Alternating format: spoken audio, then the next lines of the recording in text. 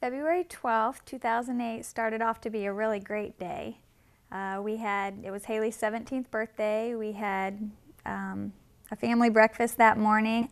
The girls and Tony and I had all written letters to Haley the night before and gave her those, gave them all kisses, and sent them out the door. It started as a day of celebration for the Chaney family, but little did they know their day would soon be taking a tragic turn. About 1 o'clock it started snowing pretty heavily. I knew the girls had to stay after school for their end of the year basketball meetings. So I texted Haley and just told her to be careful. All her friends were going to take her to a restaurant in Bluffton after that to celebrate her birthday, and just texted her, told her I loved her and I'd see her when she got home.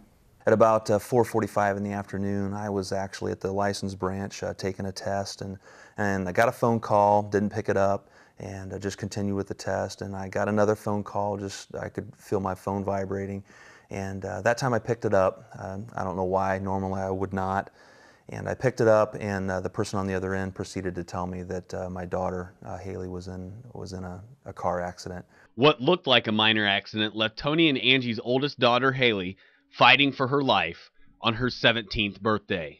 We didn't know if Haley was minor injuries and she would go home that night, or if our daughter was dying. Because the roads were slippery, the driver lost control of the car and hit the front end of a school bus, which the sudden stop of the car hitting the bus caused Haley's head to go forward, and because it spun it off the road, it twisted her brain, and she ended up having 12 areas in her brain that were hemorrhaging.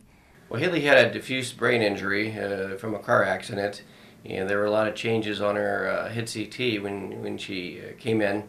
There were some microhemorrhages that were scattered throughout her brain. We walked back into the emergency room, and yeah, we walked back there, and you know, Haley has tubes down her throat, and she's hooked up to IVs, and she looked beautiful. There wasn't a bump on her, and but we were going to find out later that the internal damage was very significant. If I should die before I wake, it's 'cause you took my breath away. Losing you is like living in a world with no air. Oh. He said the injury to her brain was global. It wasn't isolated in just one part of the brain. The shearing and the bleeding had taken place in all parts of her brain. Doctors told the Chaney family to prepare themselves and that the next 72 hours were key. The first 24 hours went by, there was really no swelling. 48, no swelling.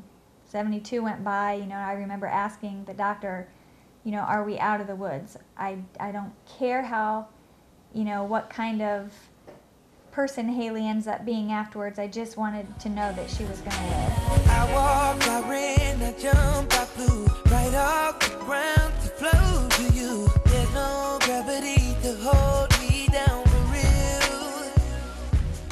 She made a remarkable recovery. She was in a coma for almost a week. Haley went from being in a coma on life support to walking and talking just a short time later, and already thinking about getting back to the way life was before her accident. The nurses would walk in, and their jaw would drop. She looked at me and teared up, and she just said, Angie, I saw Haley's CT scan when she came into the hospital that first night, and she just said she shouldn't be here.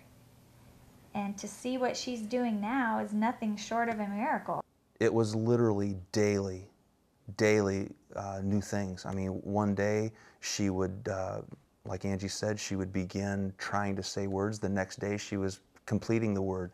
The next day she was completing a sentence. The next day she was trying to sneak out of bed and pull the tubes out. And it was just, it really was miraculous, to the point that we knew that something was happening extraordinary. I'm a very independent person, and I mean, something as simple as going to do your hair or going to do this, like if something was over there and I wanted to go get it, I would walk to go get it. It was strange. I think we did have there was a peace, you know, that somehow this is going to work out. I'll think about it all the time, like, oh, what was it? Why did it, like, where was I going? What was I doing? And I can't think of it, and it bothers me a lot. But, I mean, I guess that's just the way it is. You can't really do anything about it, but I would so love to know what I don't know. Got me out here in the water so deep. Tell me how you gonna be without me. If you ain't here, I just can't breathe. There's no air, no air. Oh, no, no, no.